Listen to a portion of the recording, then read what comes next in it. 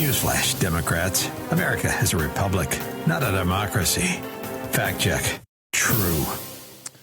All right, welcome back to the Charlie Kirk Show. I'm Andrew Kolvet, executive producer of this show, joined by Blake Neff, and we have two amazing guests, Dr. Jerry Newcombe and Bill Federer, longtime friend of Charlie's and a great man, great historian. I'm reflecting right now, Blake, on things I'm thankful for, genuinely. And I actually, a couple weeks ago, I thought, I'm not sure what I'm exactly going to be thankful for this year, because it's been a tough year, let's be honest. But I am thankful genuinely for this show. I'm thankful for the audience out there, and I'm thankful that we get to keep doing it. All when Charlie was sort of, when he's assassinated and taken from us, I'll never forget when Erica looked at us and said, "You have to keep the show going." And they can't silence my husband's voice, and it's a huge duty and honor that we continue on here. And that wouldn't be possible without our partners. And I'll never forget when I looked at the folks over at Refy, and they just said, "We're sticking by you. We're not going anywhere. We're going to keep supporting this show, keep supporting Turning Point."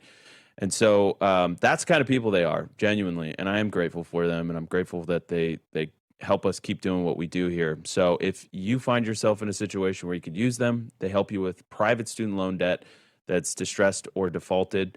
If you find yourself in a bad situation, backed into a corner financially, you're going to want to check out the guys at yrefy.com, yrefy.com. You can call them 888-YREFI34. They will custom tailor a solution that will help you if you have a budget, they're going to work within that budget. They're going to give you low interest rates.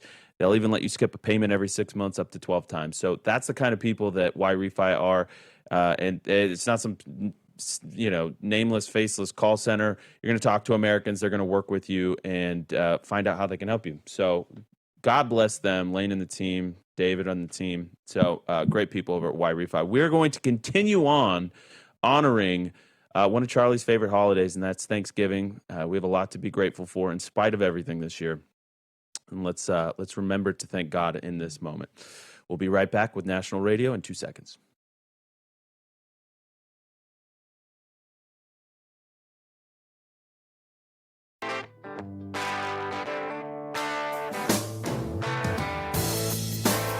All right, welcome back to the Charlie Kirk Show.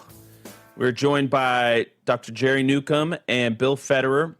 Blake, you have some... Yeah, by the way, gentlemen, just in case you're not aware, Blake is our resident historian on set. Whatever. So I've talked with Bill. We've talked. I would come on when Charlie would talk with Bill a few times. It was a lot of fun. Don't underscore. Don't undersell yourself. We were talking before the break about the founders, and the myth the founders were all proto-modern atheists and such. And so I was looking at some of the early Thanksgiving stuff. So George Washington was proclaiming days of Thanksgiving in the middle of the Revolutionary War, notably after the battle at Saratoga, which was the victory that really opened the way for America to actually win that conflict.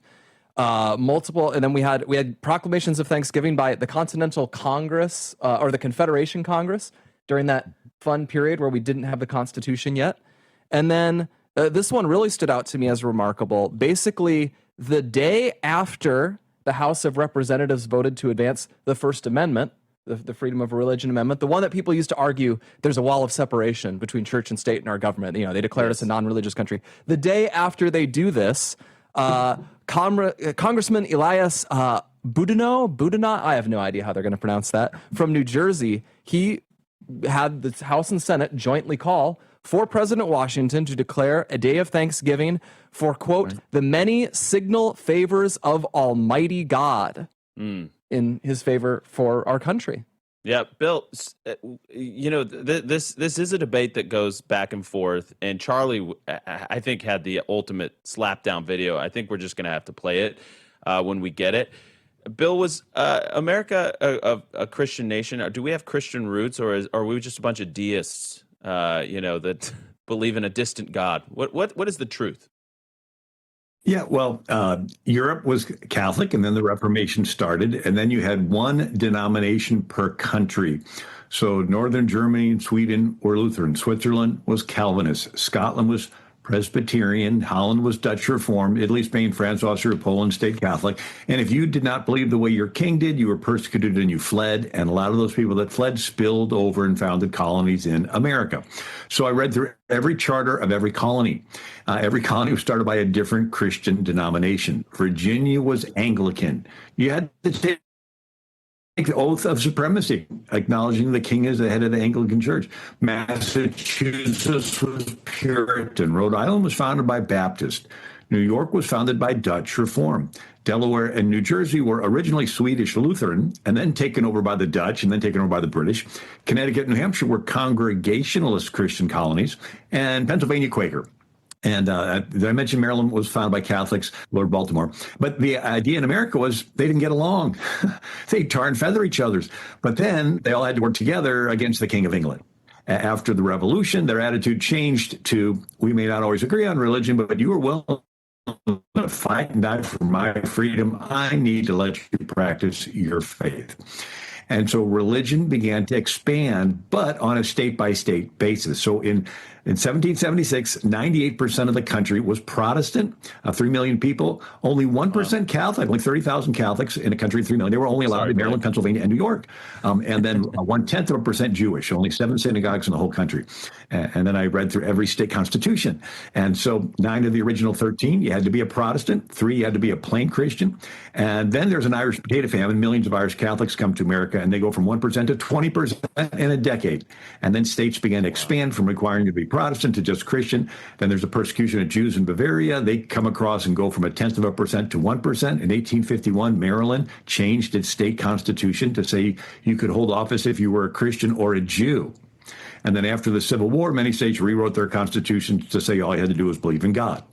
But again, the First Amendment was simply to prevent the federal government from picking one Christian denomination and making it the national one, which again was what every country in Europe had done. Wow.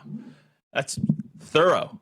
That is very thorough. I wonder if so Charlie had this great exchange. We're going to play it in the next segment. But Bill, did you give him all of the where did he get that from you, Bill? Yeah. We did an interview actually on that topic beforehand, and then right after he recorded that, he texted it to me, and he said, "How did I do?"